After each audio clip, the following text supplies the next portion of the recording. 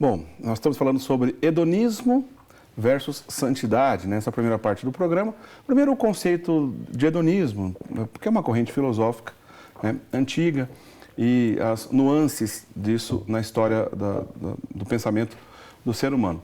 E estamos discutindo, então, na sequência da relação do homem com esse prazer, a busca do equilíbrio, onde pode, por exemplo, que o homem, de repente, ser escravo, né, de um prazer, de uma desordem nesse prazer, do amor desordenado a si próprio e por aí por diante.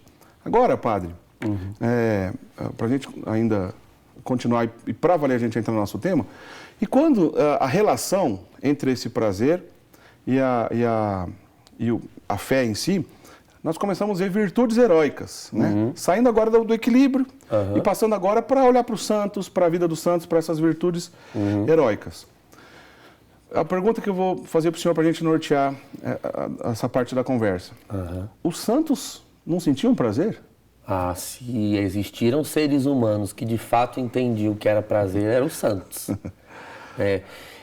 Veja bem, o grande limite dessas correntes filosóficas todas que nós falamos, né, e mesmo as leituras modernas dessas correntes, né, Stuart Mill, no século XIX, também falou de hedonismo como um modo de realizar a vida humana.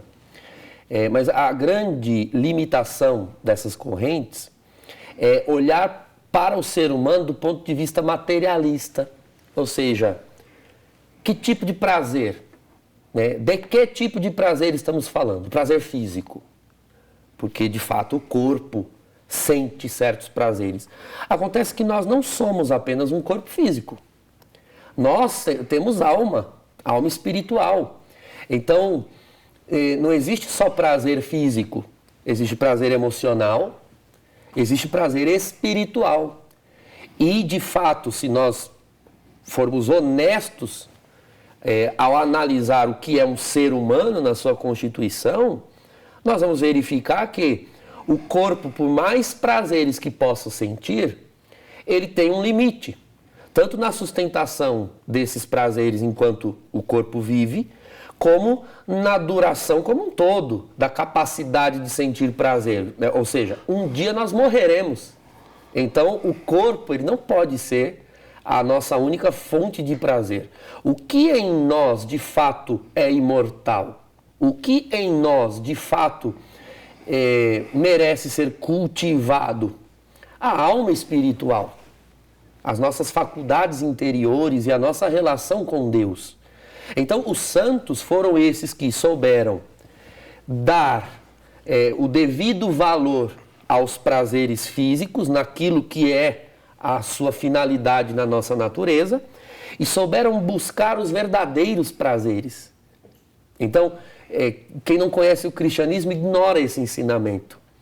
Nós pregamos que sim, existem prazeres que devem ser buscados. E esses você pode buscar, a esses você pode buscar indiscriminadamente. Como por exemplo? Por exemplo, o prazer de amar. Amar a Deus causa prazer à alma.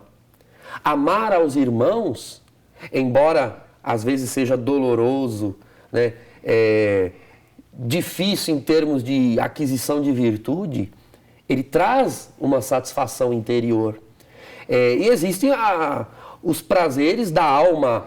A alma, enquanto mente humana, nós sentimos prazer na verdade, nós sentimos prazer no belo, nós sentimos prazer na justiça. Então, o ser humano perdeu de vista, em nome do hedonismo, ou seja, o prazer físico, o prazer biológico, perdeu de vista valores que também causam prazeres eternos, vamos assim dizer, prazeres interiores.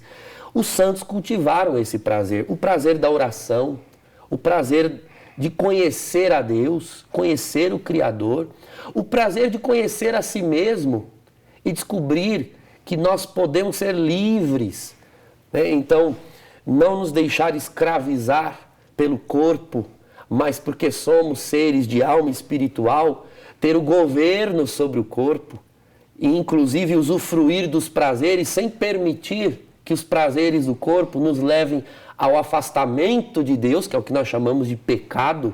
Então veja, uma coisa é o prazer em si, como nós já dissemos.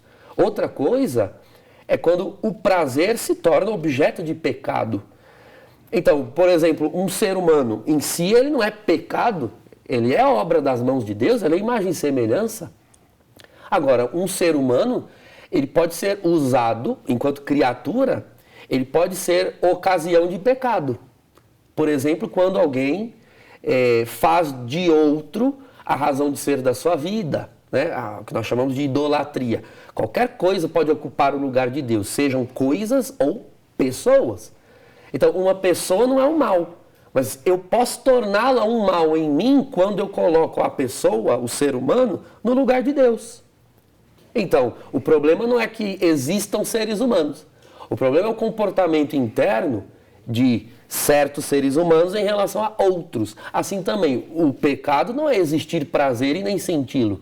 Mas o pecado ele vai começar a surgir quando eu, no meu comportamento interno, começo a tornar o prazer um objeto de pecado, uma ocasião para me afastar de Deus e para me afastar daquilo que é o propósito para a minha realização humana plena, total. Realização física, realização biológica não é total. E por isso poderá ocasionar em problemas, né? Aqui parafraseando inclusive o epicurismo.